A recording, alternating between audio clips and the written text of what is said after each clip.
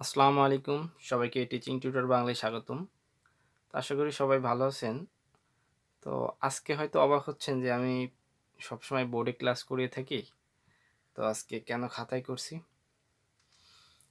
তো আসলে দেখেন, সারাদিন এতটা ব্যস্ত থাকি যে খুবই ক্লান্ত হয়ে পড়ি। তো হ্যাঁ, আমি বোর্ডে ক্লাস করাতে নিজের কাছেও খুব স্বাচ্ছন্দ্য বোধ করি। তো এখন থেকে ভাবলাম যে আসলে সারাদিন টিউশনি থাকে প্লাস নিজের পার্সোনাল কাজ থাকে। আনুষঙ্গিক কাজকাম করে অনেক টায়ার্ড হয়ে পড়ি। তো এখন আমি ভাবলাম যে আপনাদের জন্য একটি ক্লাস নেওয়া খুবই দরকার। তো এখন বেডে বসেই খাতা কলম নিয়ে আপনাদের জন্য অঙ্ক করা শুরু করে দিচ্ছি। তো কিছু মনে করবেন না কাইন্ডলি। তো আমি যখনই সময় পাবো বোর্ডে তো করাবোই, তাছাড়া আমি খাতা কলম নিয়ে আপনাদেরকে অঙ্ক বোঝানোর কাজে নেমে পড়ব। তো অবিরত পদ্ধতির অঙ্ক সবাই চাচ্ছিলেন। তো আজকে আমি তৃতীয় অধ্যায়ের এই অবিরত পদ্ধতিটা আপনাদেরকে বোঝানোর জন্য করব। তো জানি না কতটুকু আপনারা বুঝতে পারবেন এবং খাতায় করাচ্ছি, তো জানি না কেমন হবে। তো আমি বলছিলাম যে পরীক্ষার ভেতর যদি কোনো সমস্যা থেকে থাকে অবশ্যই কমেন্টে জানাবেন। প্রত্যেকটা পরীক্ষার আগে ইনশাল্লাহ সলভ করার চেষ্টা করব ক্লাস আর কি। জানি না কতটুকু পারবো। তো এখন এটা হচ্ছে অবিরত পদ্ধতি, ওকে? এটা হচ্ছে অবিরত পদ্ধতি। তো এখন প্রশ্ন হচ্ছে যে আমরা এইটা কি সবই চৈনিকের রুলসে করব নাকি অবিরত পদ্ধতির? দেখেন, দুইটা নিয়ম আছে। তো একটা কথা মাথায় রাখবেন, সেটা হচ্ছে যে অবিরত পদ্ধতি কখন করব? অবিরত পদ্ধতি করব হচ্ছে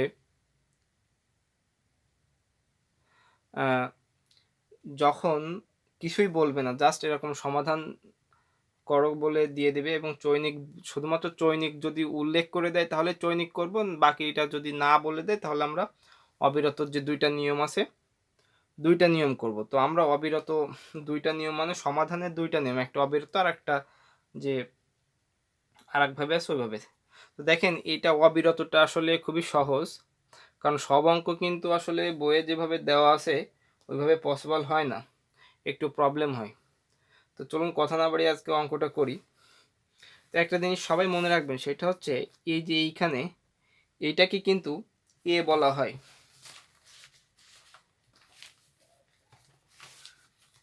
তো এটাকে এ বলা হয়। তো এটা মাথায় রাখতে হবে, এটা হচ্ছে এ, এটা হচ্ছে বি, এটা হচ্ছে এন। এখন আমরা কি করতে পারি দেখেন, এটার সমাধান হচ্ছে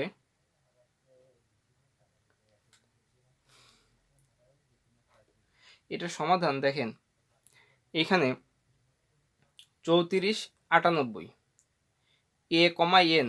আমরা যে আমি তো আসলে ক্লাস করাইনি আগে, তো আপনারা যারা করেছেন, তো এ কমা এন ইকুয়াল 1 আমরা কিন্তু জানি যে এ কমা এন ইকুয়াল 1। আমি সাইডে রাফ করে দেবো এ কমা এন ইকুয়াল 1 কিন্তু, হ্যাঁ, অর্থাৎ a to the power 5 of n এরকম সূত্র করেছেন, a to the power 5 of m বা n equal triple one 1 mod m, যাই হোক সামথিং এরকম সূত্র করেছেন। তো আমরা তার জন্য এ কমা এন করতে পারি। তো সেটাকে আমরা এইভাবে লিখতে পারি, এখানে হাতে লেখা একটু খারাপ, সো কিছু মনে করবেন না। তো 34 98, তো এইটা সমান কি হতে পারে দেখেন, আমি কিন্তু এখানে রাফ করে দিব প্লাস অঙ্কটা করব। তো দেখেন, আমি যদি 34-এর লসাগু করি এখানে, সেখানে একটু হিজিবিজি হতে পারে, এটা আপনারা নোট করে রাখবেন। 34-এর লসাগু করলে দেখেন 17 হয়। তারপর হচ্ছে 98-এর লসাগু করলে দেখেন 2, এখানে হয় হচ্ছে 49, এটা 7 7। তো এখন আমি যদি 34 এবং এটার যদি ইয়া করি, সেটা কিভাবে আসে আমি এখানে একটু দেখাই। দেখেন 34 সমান সমান 2 গুণ 17, 98 সমান 2 গুণ 7 গুণ 7। তো দেখেন এখানে এই জোড়াটা কিন্তু মিল আছে, তো তার জন্য আমরা এখানে 2 নিব। তো এটা মনে রাখবেন, এটাকে সহমৌলিক বলে, এটা হচ্ছে সহমৌলিক। আশা করি বুঝতে পেরেছেন। এখন এটা আমরা লিখতে পারি এবং এটা হচ্ছে রাফ, এবং এখানে এই যে 2টা পেয়েছি, এই 2 বাই এটা হচ্ছে যে 60 ছিল, এটা লিখতে হবে। এটা হচ্ছে নিয়ম। তার মানে এখানে কি বুঝলেন, এখানে হচ্ছে এইটার সহমৌলিক যে অর্থাৎ সহমৌলিক সংখ্যা হচ্ছে 2, তো 2 ভাগ এই 60, এই 60টাকে আবার এটা মনে রাখবেন, এই 60টা কিন্তু সরি এই 60টা না, এটা হচ্ছে কিন্তু জি, এই 2টা হচ্ছে জি। এখন আমরা যেটা লিখতে পারি, প্রদত্ত অনুসমতার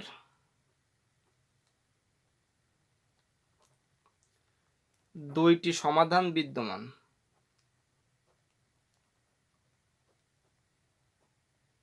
তার মানে আমরা এখানে যে কয়টা পাবো সেই কয়টার সমাধান আমাদের এই অঙ্কের পাওয়া যাবে।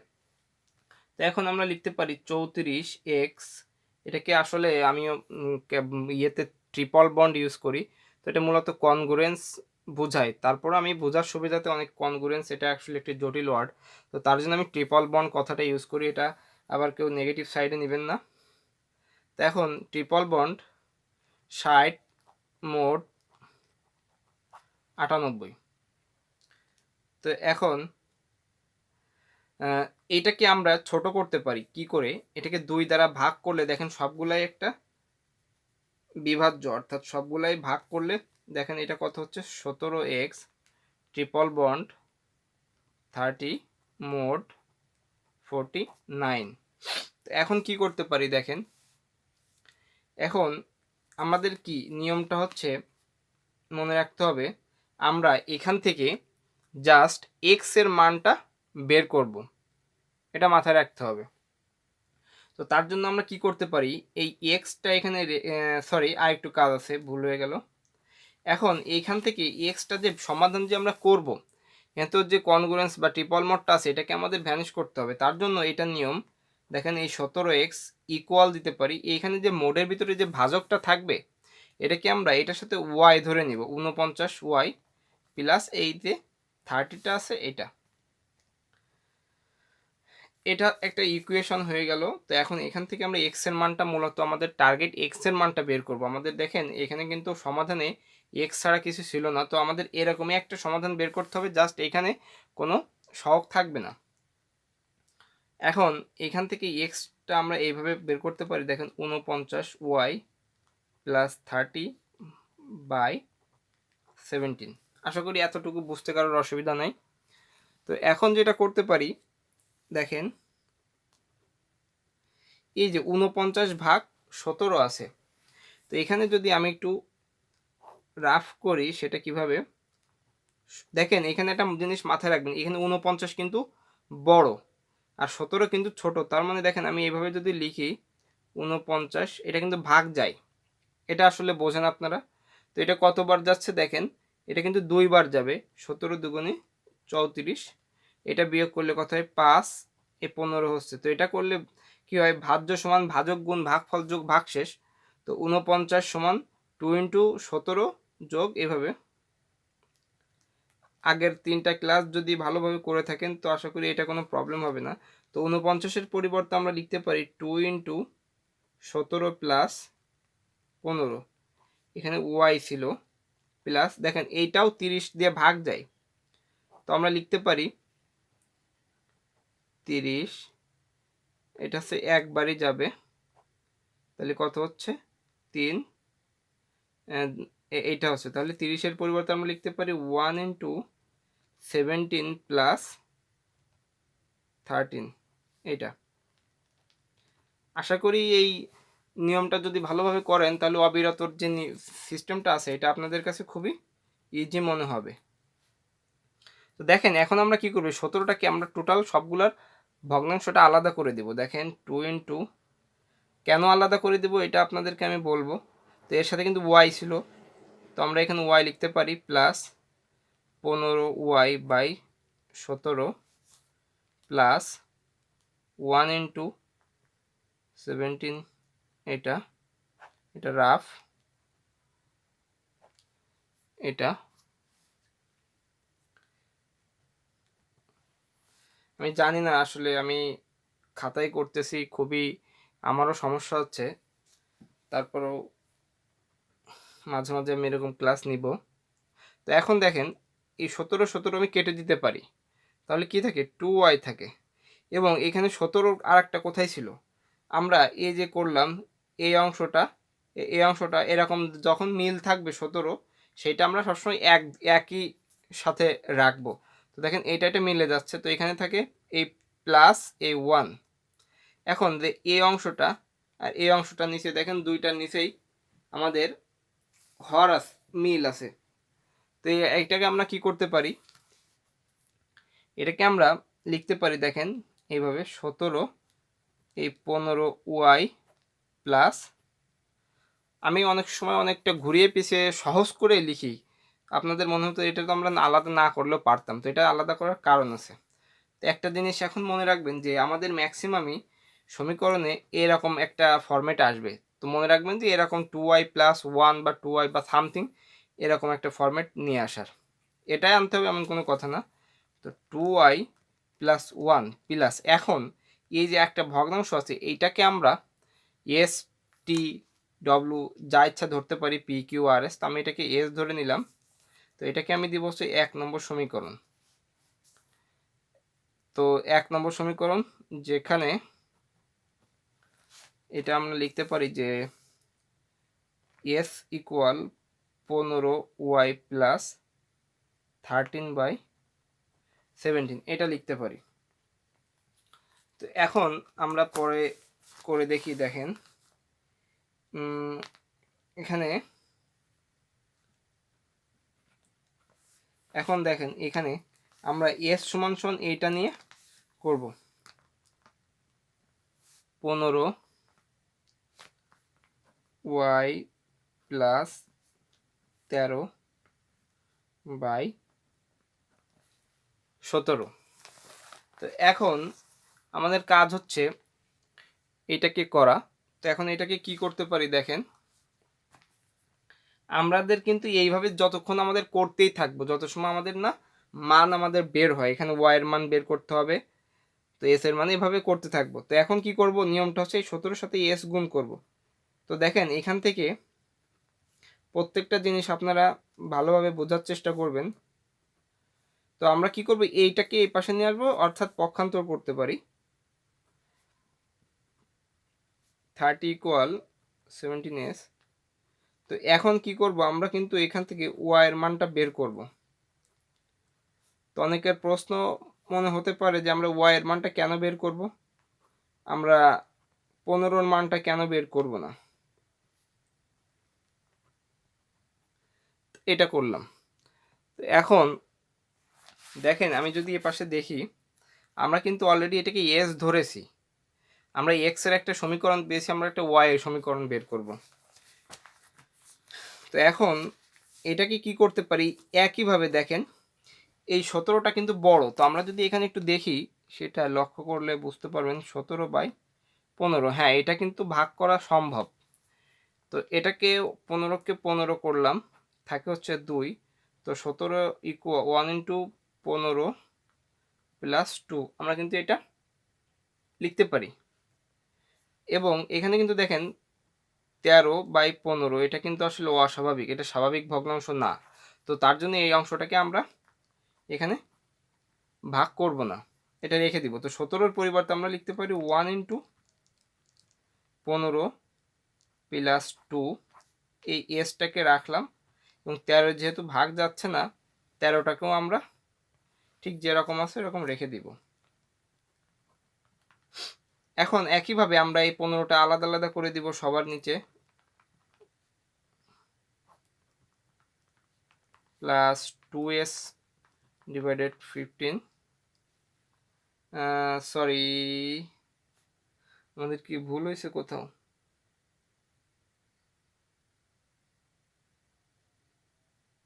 না আমাদের ভুল হয়নি, মাইনাস আসছিল এইটা, হ্যাঁ। তো এখন এটা আমরা করলাম। তো এখন যেটা করতে হবে দেখেন, এই 15 কিন্তু কেটে যাচ্ছে, ওকে। তো এখানে কি থাকে, এস ওকে এস থাকে, আর এটা দেখেন দুইটা একই 15 আছে, আমরা তাহলে লিখতে পারি 2s মাইনাস 13। তো এখন কি করতে পারি আমরা, এস প্লাস এই অংশটাকে আবার টি ধরতে পারি।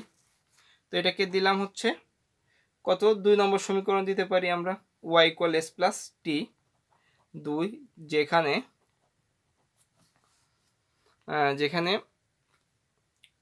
এটা টি ইকুয়াল 2s মাইনাস 13/15।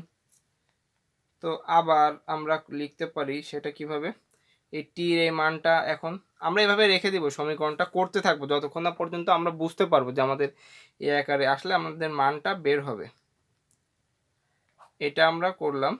তো এখন দেখেন এটাকে কি করতে পারি, আবার একইভাবে আর গুণ করলাম 15t 2s মাইনাস 13, আবার এটাকে পক্ষান্তর করি এস এর মানটা, এবার আমরা এস এর মানটা বের করব, অর্থাৎ যেটা যখন যেটা ধরবো সেটার উল্টো মানটা বের করব, এটা মাথায় রাখবেন। আমরা দেখেন আগের বার কি করেছিলাম, এস ধরেছিলাম, এখানে কি ছিল ওয়াই এর মানটা বের করছি, এখানে কি ধরছি টি ধরছি, তাহলে এস এর মানটা বের করব। তো যখন এক একটা লাইন আসবে আমি এইভাবে আপনাদেরকে স্টেপ বাই স্টেপ বোঝানোর চেষ্টা করব। তো এটাকে আমরা বামে নিয়ে আসি, এটা করলাম। এখন এটাকে কি করতে পারি, 15t মাইনাস 13, তো এটাকে এস রেখে দিলাম 15t মাইনাস 13 বাই এই যে 2। তো এখন কি করতে পারি দেখেন, এটা আসলে ভাগ করা পসিবল, তো আমরা করতে পারি দেখেন 7 দুগুণে 14, তাহলে 1 থাকে, তার মানে 15 সমান 7 ইন্টু 2 প্লাস 1 লিখতে পারি। তো আমরা লিখতে পারি 7 ইন্টু 2 প্লাস 1 টি প্লাস এই 13কে 2 দিয়ে ভাগ দিতে পারি, তাহলে 6 দুগুণে 12 1, তাহলে আমরা করতে পারি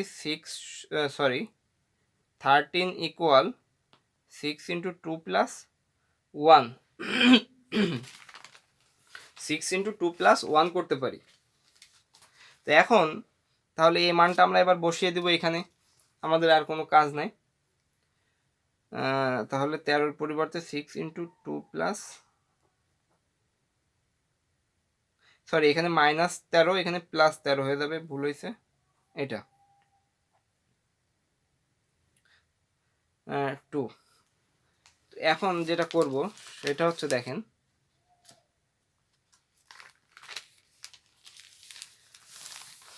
তো এখন আমরা এই সমীকরণটা এখান থেকে এটা তুলে নিই, আমি একই লাইন। তো একইভাবে দেখেন আমরা যেটা আছে এই 7 into 2t 7 into 2t by 2 plus 1 into t, আমরা কিন্তু আগের নিয়মেই করতেছি। তো 1 ইন্টু টি মানে আমরা একবারে টি লিখতে পারতাম, তারপর আমি ভেঙে ভেঙে করাচ্ছি। তো 6 ইন্টু 2 বাই 2 প্লাস 1/2, তো এটা কমপ্লিট করলাম। তো এখন যেটা করতে পারি দেখেন,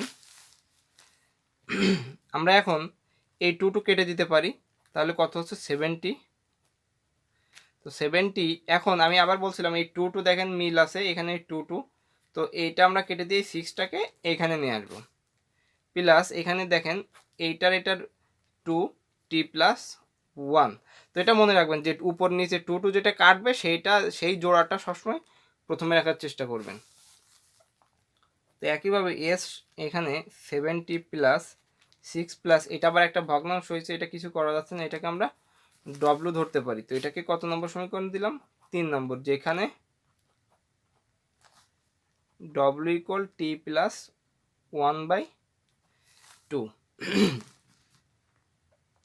আশা করি অঙ্কটা খুবই সহজ মনে হচ্ছে আপনাদের।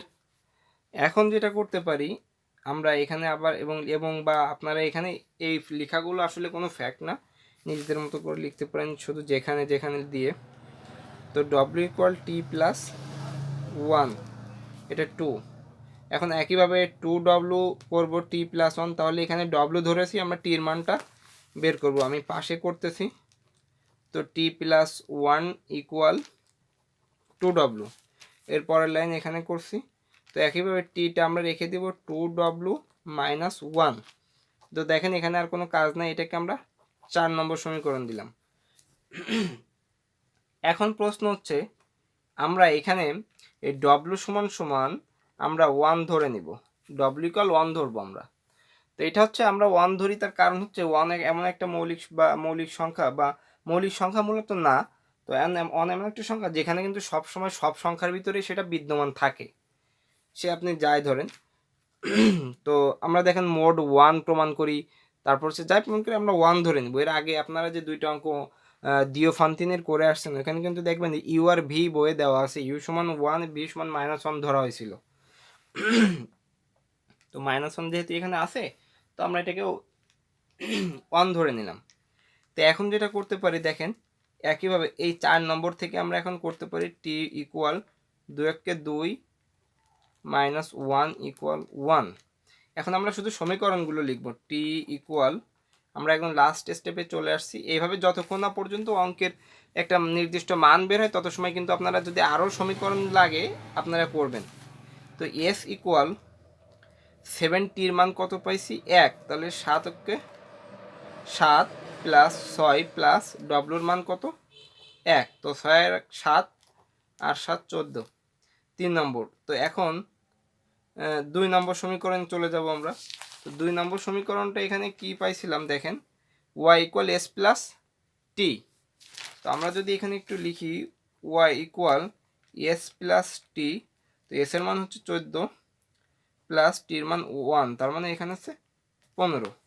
একইভাবে আমরা 1 নম্বর সমীকরণ থেকে লিখতে পারি। 1 নম্বর সমীকরণটা 2y plus 1 plus S, x equal 2y plus 1 plus S. তো 2 ইন্টু ওয়াই এর মান হচ্ছে 15 প্লাস 1 প্লাস এস এর মান হচ্ছে, তো এটা যোগ করলে কত হয় দেখেন, 15 30, তাহলে এটা করলে হচ্ছে 45। তো দেখেন আমরা আমাদের কিন্তু অলরেডি এক্স এর মানটা আমরা পেয়ে গেছি। তো আমি বলছিলাম প্রথমে এই ক্লাসের যে আমরা এক্স এর মানটা বের করব, এইরকম অনুসমতার বললে আমরা এক্স এর মানটা বের করব, এবং যে কয়টা আমরা বলছিলাম এখানে দেখেন এর কিন্তু 2টা সমাধান বিদ্যমান, যদি 3টা 4টা আসে তো সেইভাবে করতে হবে। তো এখন যেটা করতে পারি দেখেন, আমরা এখানে লিখতে পারি অতএব এক্স ইকুয়াল, আমরা এটাকে এক্স নট ধরে নিব 45। তো প্রদত্ত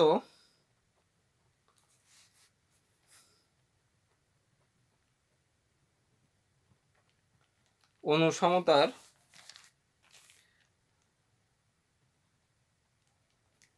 মূলদয় দেখেন, আমরা একটা হচ্ছে এক্স নট, এই একটা আছে এক্স ধরবো, ও x naught plus n by g ধরবো, এই দুইটা।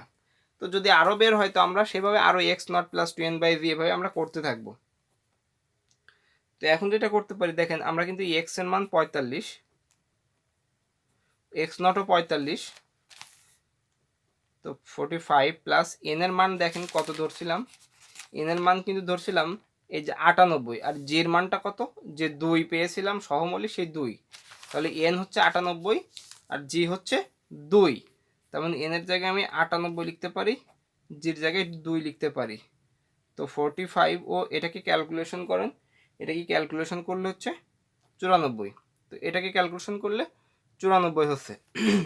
তো এখন আমাদের লাস্ট স্টেপে চলে আসছি, তো এখানে লিখতে পারি প্রদত্ত অনুসমতার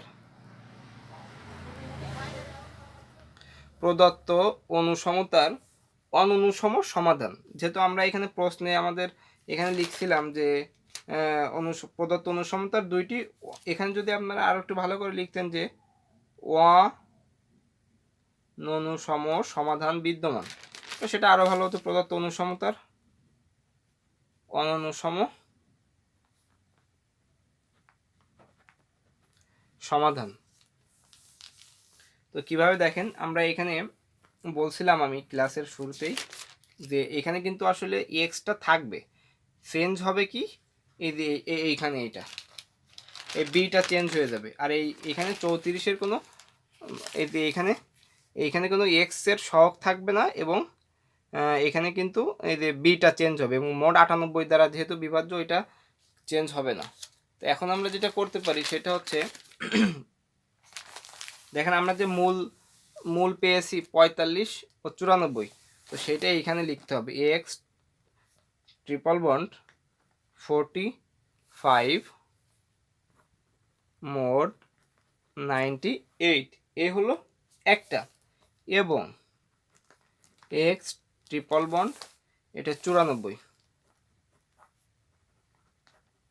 মোড 98।